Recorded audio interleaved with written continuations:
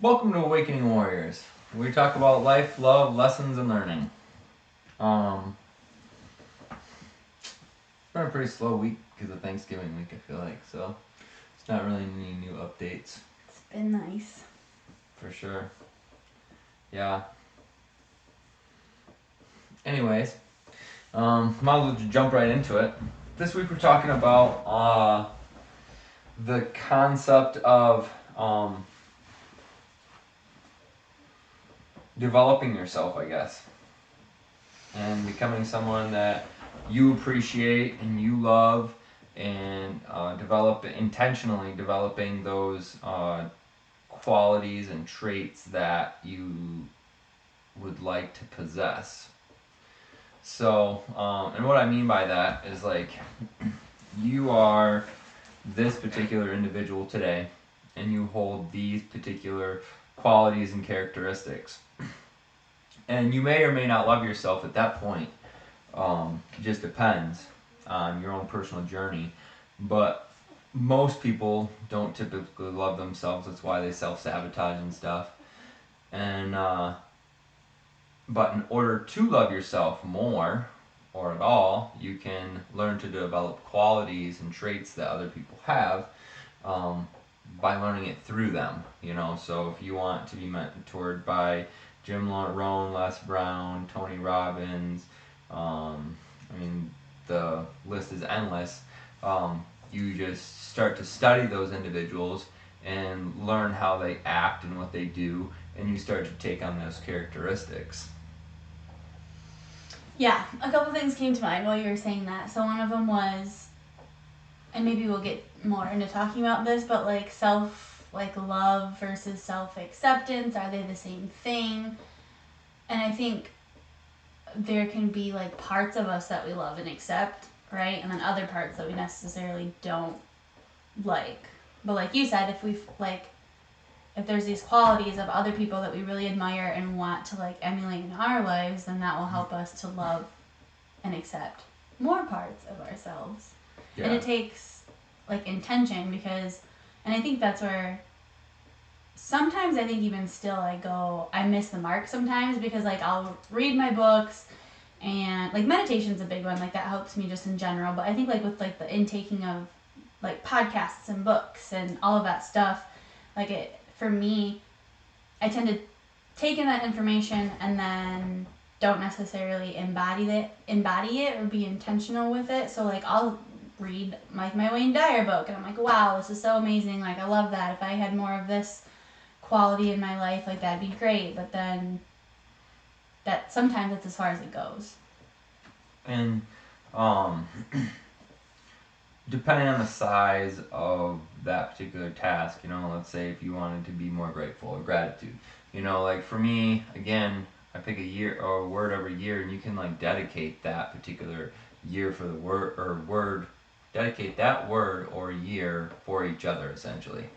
And that way you basically have the whole year to practice that particular thing, and be aware of it. So then you're intentionally doing it. I mean, you could do it on a month basis if you really wanted to, but yeah, it all just depends on your particular task and journey and so on and so forth. So you just make up whatever shit that you want to make up as you go along that works for you at Right. the end of the day.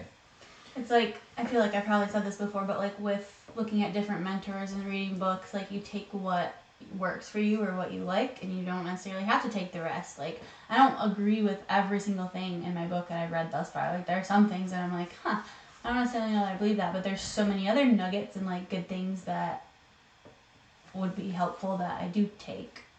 Yeah, for sure. Yeah.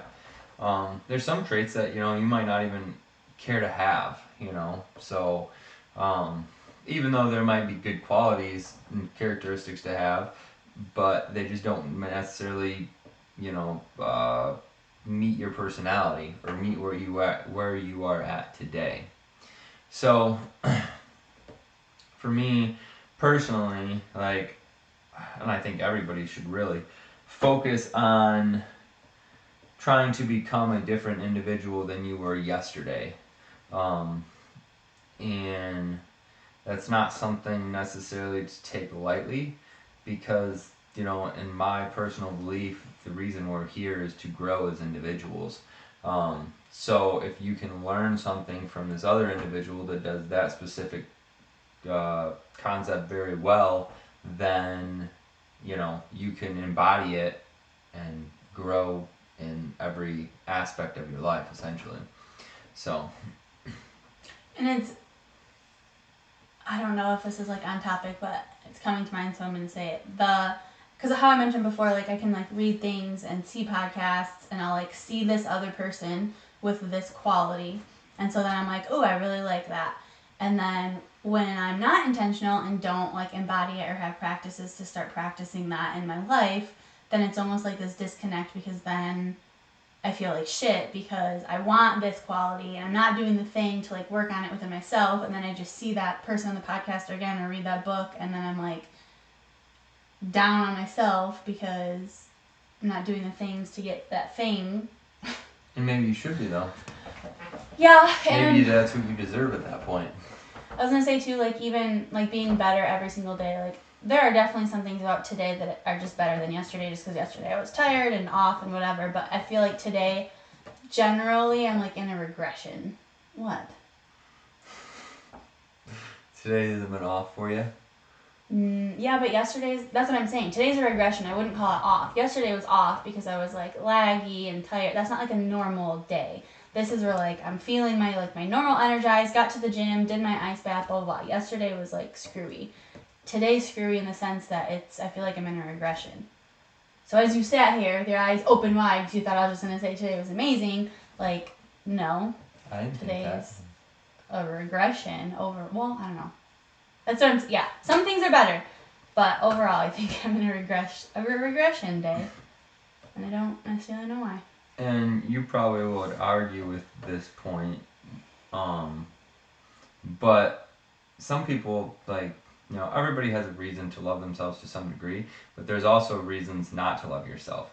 Like, if you're some scumbag that, is just a criminal and constantly causes chaos in, your children's lives or other people's lives, and, you just cause problems in general, and, like, you shouldn't love yourself or you shouldn't love yourself for those characteristics, so, like, you do not deserve to love yourself at that point, so, but the greatest part about it is, we can evolve and we can learn to have different decisions and have different characteristics, and you can love yourself for those new characteristics, or even love yourself for the concept that you are trying to change. You know what I mean? Yeah, and I think my only argument with that, because I was like, is there a difference between worthiness and deserving? Have we had that conversation before? If I feel like it rings a bell, but because I think, like, you're right, like you were saying, like if you're a thief and you just steal all the time, or you hurt kids or you hurt animals, like those are not things to be loved. Like that's the opposite of love in general. So like, but does that mean then that if you have those things that you don't deserve self-love, period? You're not worthy of self-love, period? I don't know. I think I need to, like, in terms of worthiness and deserving, need to figure out where I stand on that, but... Yeah, your defining moment.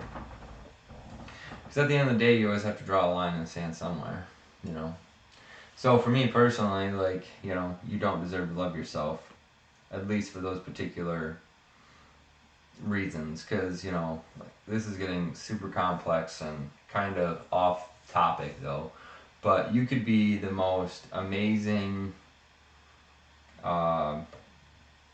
grandson ever, but then, and just help your grandmother and do all this stuff for your grandmother, and then on the weekend you could just fucking go abuse animals or whatever, you know what I mean? Like, so people are complex. I just wanted to Thank you. Yeah, I just wanted to let you know that right off the bat. Well, then I think too, like about God and love, like, yeah. I also don't know where I stand as far as like God having this personification and the ability to love. God is love. Thank you. Do you have confusion? No, not at all. But the God that Christianity believes in is that God loves everybody regardless. Like, massive sinners or not, God loves everybody. Yeah, because God is love. He can't be anything So else are we. but love. No. We are love also. We are love also. We are part love. That, though, kind of just made like a little bam moment for me because You're as welcome. I'm saying that, like, we are too, like, we are love too, and then, like, what popped in my head was, like, then why the fuck don't I love myself? Like, I am literally love, and I have love within me, but yet I have, like, these issues with myself. You are part love. I am love! You are not. Yes. Love. God is love in And all you don't essence have any... of the word and complete and whole. And you have God in you, correct? Correct. I have part God in me. Okay. You can be part love and I'll just be love. Well, if you were love, then you would love everybody all the time and love yourself all the time. And that's not, from my personal viewing, you have not displayed that thus far throughout your whole life. God, on the other hand, Oh yeah, because I also have has. human. Oh, so you're not all love, you are part human, which means all, the enclosure of all is everything. So you can't be part this if you're all that. You're either all, you're nothing. I get what you're saying, Or but not, you're either all or you're part. I get what you're saying, but I still, like, when people say, like, we are love, you are love, I am love, like, that It's a generalization. rings true to me as I'm staring at the word love. Dun dun dun! Anyway. Yeah. You digress. You digress. I'm still on, like, the... Yeah. Anyway. So. But yeah. What was I also, like, gonna kind of, going with this? Oh. It doesn't necessarily matter how the world sees you. I wanted to touch base on that. Because, you know, the world has, and this goes hand in hand, every individual is going to see you in a slightly different light.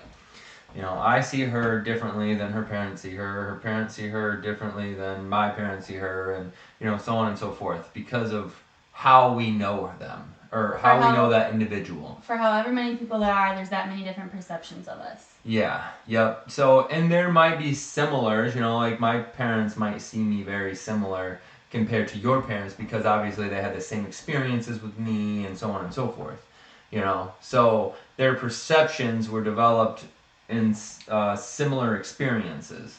Yeah, there can be similarities, but there's still each, like, your dad sees you differently than your mom sees you. Yes. There's going to be similarities. Yes. Yeah. Yeah. I know. I already said that. But they're going to be closer in perception.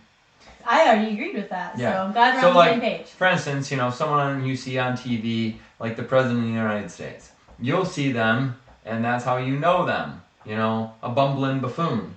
But his wife knows him and perceives him in a different light. So, probably not, but either way.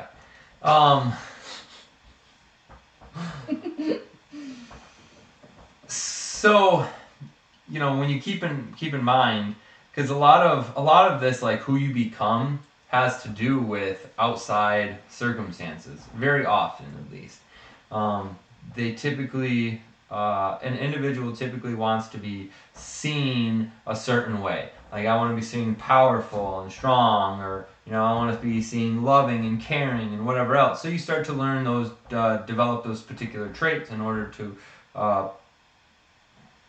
display those, you know, characteristics. So that's just something to keep in mind as well, because you can't do it. You can't change yourself for the sake of other people, I should say, which seems like a very dumb and obvious, like, comment. But I think people tend to struggle with that because, including myself, because, for instance, I don't do it so much now, but I would be a different person. I would say different stuff. I would act differently from one individual to the other individual, from you to my parents, or from my parents to the church, memberships and stuff like that. So because I had to act a certain way to feel included, when in reality, none of that shit really matters as far as how I act and being accepted. It just should matter to me and how it makes me feel. Like, does that make me feel good? And that's not the egotistical route, like, oh, well, I'm just going to be a dick because it makes me feel good. I'm going to push that person around. Like, well, and that's where more like, does this characteristic or does this action maybe like feel good as part of it, but also like, is that getting me closer to the person I want to become? Yeah, for sure. That makes sense. So, like I said, we all have different personas, per se, when we interact with different individuals. So, it's just something to keep in mind when you are choosing who you want to be, and like intentionally. I don't have necessarily a list right now, but there's general things that I was working on, or I thought I cared about, like compassion and stuff like that. Like, it's just not in me to feel compassionate at this point in my life. Like, I say I need to work on it. At least not yet. Like. Yeah, exactly. I'm not saying I'm not open to it down the road, but it's just not a priority to be compassionate for my personal development, I guess.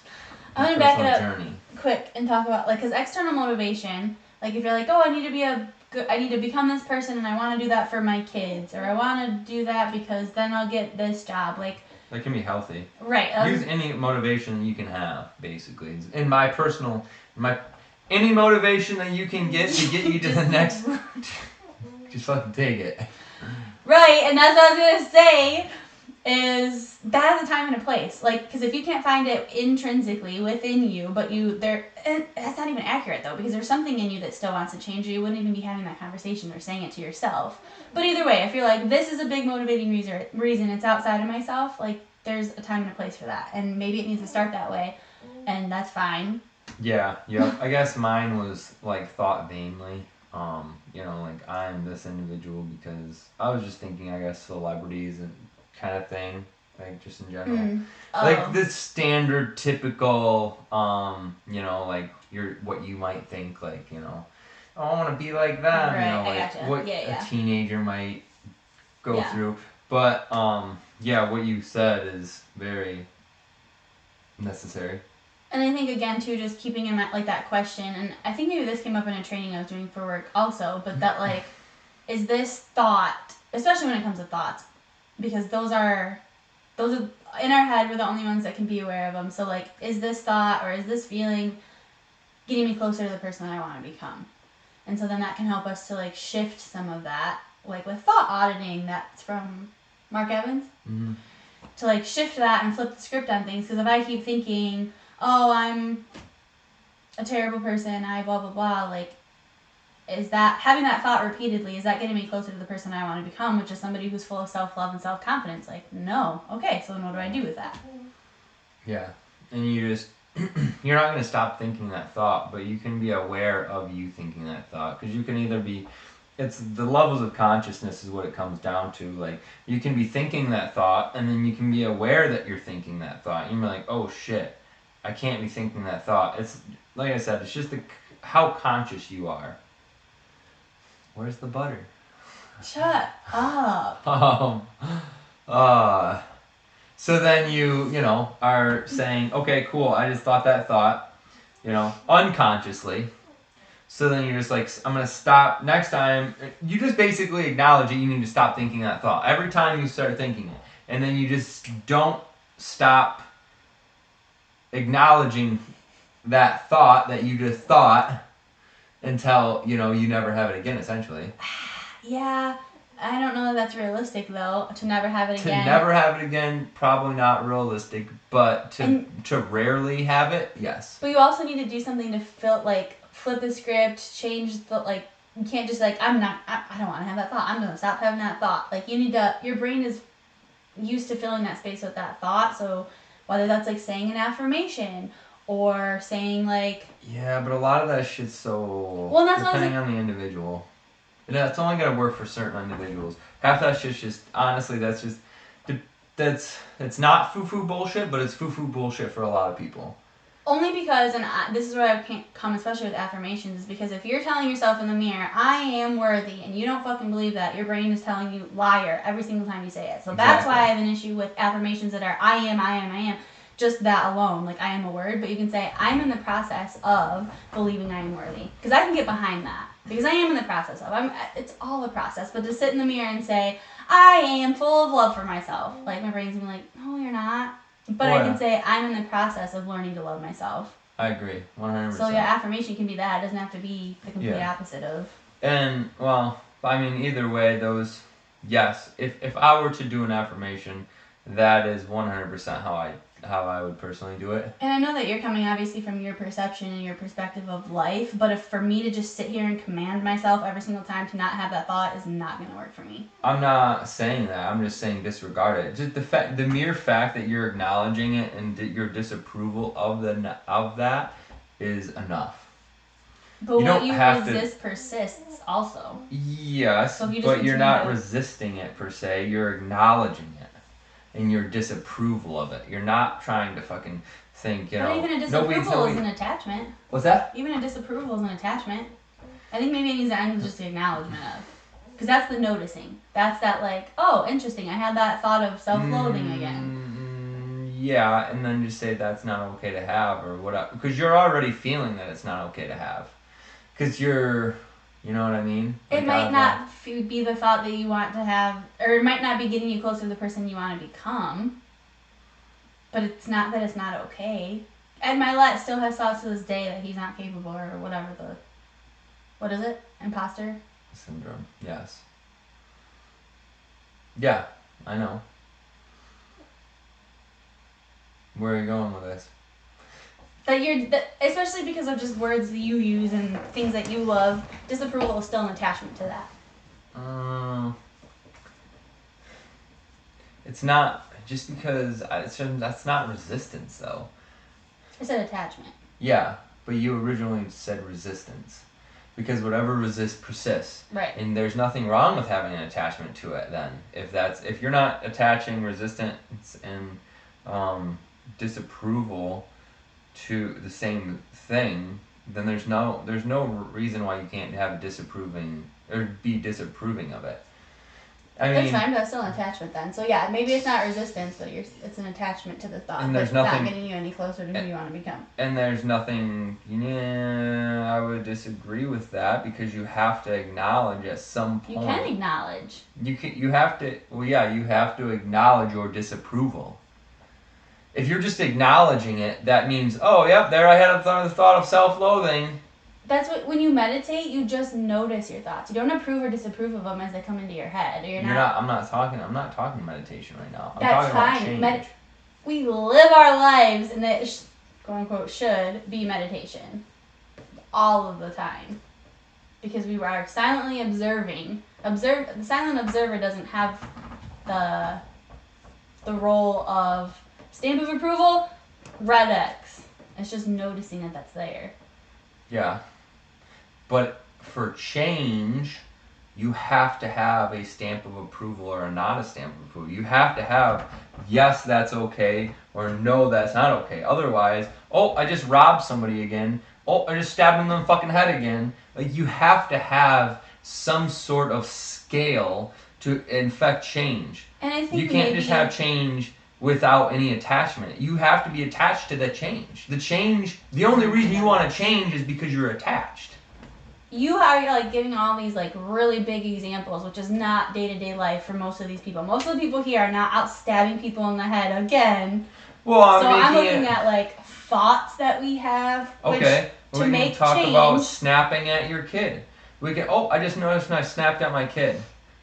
I was triggered and I fucking snapped at my kid. Whatever. That's a daily thing that fucking happens probably in almost every parent's life. So then, is that action getting me closer to the person I want to become? Yes or no? That's a judgment. Yes, that's fine. That's an attachment. See, now you're bringing in another word that nobody's used yet, but what, attachment? Attachment, yes. You said said judgment. attachment. You said judgment. Yeah. Well, judgment and attachment is the same thing. Anyway, so then answer the question, which the answer to that then you're saying is an attachment, an approval or a disapproval. Yeah. Okay. So then I say, oh, I disapprove of what I just did.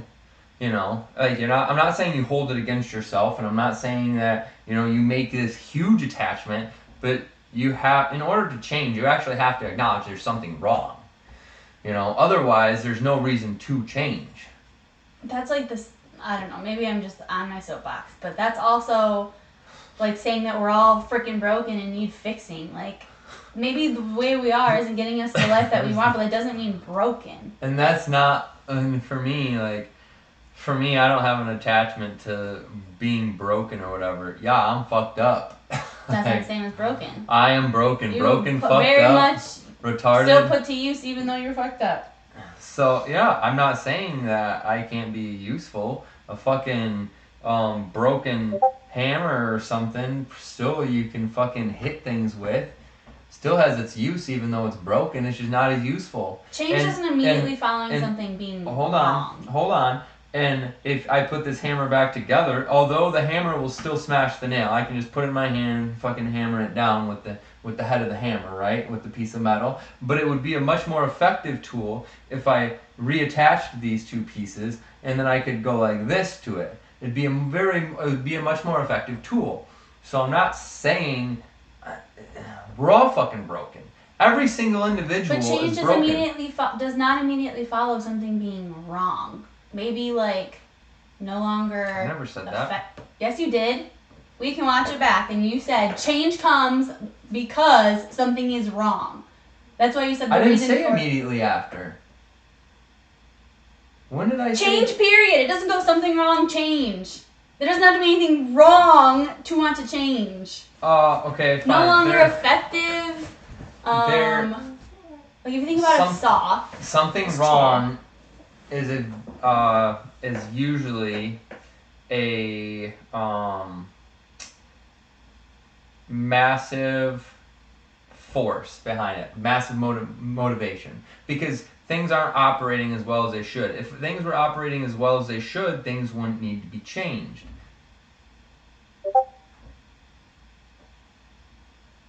Okay. So, for instance, you gotta walk to the well, right? You gotta walk 20 miles to the fucking lake and back to go get your water. The African tribe, right?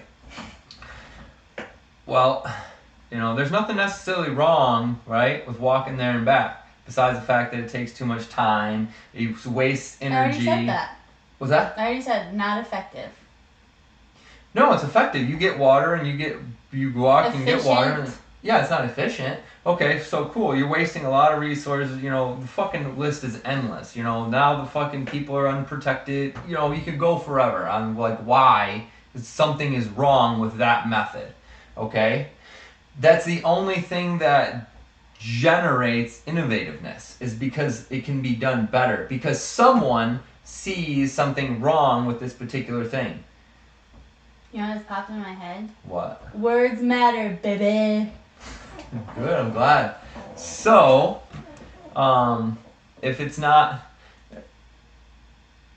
if you can build a trench, right? Things need to be different. And you can fucking dig a trench, and you can I'm dig literally a trench, over here. and you're getting water straight to it. There's probably 7 to pick from. Dug a fucking trench from the river, lake, or whatever, the body of water, to the town. No, there's nothing wrong. There's probably nothing wrong to begin with, but sure there was. You were leaving the tribe unprotected. That. What did I say? I just forgot. You were talking with your 7 examples. Tell me about the saw. Oh, that's just another example. Of you being wrong? No. Of me being it's like right. The same scenario that you're saying is like something. There needs to be changed. Something can like handsaws, right? And then eventually there came a time where like, okay, this chair. And they were like, "There's something seriously wrong with this. We're working way Seriously too wrong? hard." It's not wrong. It still gets the job done. Yeah, and they were It's like, right for the task. It's just slow. "So there's something wrong. It's fucking slow. That's Why the is slow wrong? Slow and steady wins the race. Why would you even say it's just slow? The fact that you even have to say that it's just slow Yeah, it doesn't acknowledges mean there's it's something wrong. wrong with it. No, it doesn't. If Okay, it gets the job done, it gets the job done, that's it. We can agree to disagree. It does get the job done. That is it. No, but it's just slow. That's what you said. We're done. Fuck. Anyways, the whole point of this thing is, like, whatever your inner motivation to fucking change is, it doesn't necessarily matter, whether it's inner or external. I would, express that people evaluate why they want to change, whether it's for external and internal reasons, and like acknowledge on whether they're healthy or not. Because if you're just trying to fucking appease your mother or something, that's probably not a healthy reason to develop a trade or to do anything. And external is only going to go so far. So even if it starts that way and you use it, there eventually comes like a stalemate point kind threshold of how far you can actually use that. Because you're going to have to dig deep inside you, depending on how challenging the task is. And I'm personally talking about interchange, but you can reflect that on external tasks as well. So yeah. Yep. Anything else? No, I got mine all out. Good, I'm glad about for now. So yeah, anyways, recap. If you want to change, more power to you. Like, that's what we're all here for, and our personal belief. So, but a lot of that has to be done intentionally, and then to do it intentionally, you have to know why you want to change, and then you have to reflect on whether it's an internal or external thing, and then after that, it's not going to be easy. So what I would personally recommend would be to find individuals that hold those types of traits and study them. So then, you can learn how they act and how they see things, and they can offer a new perception and idea of how to live your life and philosophy. And get around like-minded people, just like the other things that we talk about, or get like a real life mentor. Not that you can't go to books and podcasts and stuff, but yeah. But I mean, books and podcasts, I think, are the easiest route. They're the easiest to access, or not necessarily the easiest to embody. Depends on who your teacher is. I said Ed Milet is a great teacher and will help you embody those things if you're listening all the time. But yeah, personal examples on a day-to-day basis is somebody that you work with or something would be very good. Or if we hired a coach. There was a lot of embodiment then, because we at times had all right, before the next time I see you. Yeah, homework and tasks and stuff like that. So, yeah, I think that's just this is a very important topic to go over, because I think it gets overlooked a lot. Honestly, 99% of the fucking people on Earth aren't even interested in this stuff. That's why there's such a small group, everybody knows everybody, as far as Ed Milet and all these guys, It's a very small, tight-knit group, because it's a big industry, I guess you could say, but it's a very small group of individually people that fucking apply it and actually do it. You know? So, and I think for that reason too, in some ways self-help and development gets a bad rap, because it is so I don't big. think it gets a bad rap. I just think it's cliche. I think there's a big difference. I don't think bat health or self-help really gets a bad rap. I don't know. Maybe I've just heard different things. What have you heard? I've literally had somebody tell me that, like, basically poo-pooing self-help because somebody like recommended a book or like, and I guess that's like that one person because they didn't even get very far into a journey at all, and like it went wrong or it was hard, like we talked about it's going to be. But like self-help is like a joke, or self-help is, and that's not cliche though. Not no, they're like self-help is a joke. Self-help is a like a pyramid scam. There we go. I'm like, what? Which, yeah, I think things can just be all lumped together and people have a conception of. I could say driving's horrible though too, and I don't know, fucking. Oh, driving's kills. Okay, whatever. Trails. Well, we're just gonna say it's cliche. Yeah. Can cliche be. To. I think that's at least how society views it, in my personal opinion. Or cheesy, maybe. Not like. Because, like, when I have conversations around, like, self-help books are, like, my favorite books. Because that's what we read. Like, people have this, like, I don't know, idea of what that means. Yeah. And I don't think it's because it's cliche. I think they think it's because it's, like, oh, you're one of those people. Like, you think this thing's going to work for you. They think you're better than them. They think you think you're better than them. No, I think it's more like they think it's, like, cheesy. Like, I don't know how to explain the word that I'm trying to describe. Like, not flaky. Upper jack? Like, not, I don't know. For me, I think it's more like a way of life, not just like, oh, things are hard, I'm going to read this book one time. Yeah, for sure. 100%. It is for me, at least, you know, like, one of the, like, I always say, like, I'm always prepared for God's tasks or God's challenges because, like, I've done all the work, you know, as before the fucking challenge, you know what I mean? Like, I've learned those. Practice, you're ready for game time. I've learned those skills before I needed the, you know, the skill set. Dug your well before you were thirsty. There you go. Bam. Right there. Exactly. Yeah, so. Alright, that's it. I'm pretty sure. Okay. Sounds good. Alright. Go ahead and follow us on YouTube, Facebook, Instagram. Feel free to add us as a friend, whatever. And share this if you got any value out of it, or if you think someone that you know could get value out of it. And we will see you next week.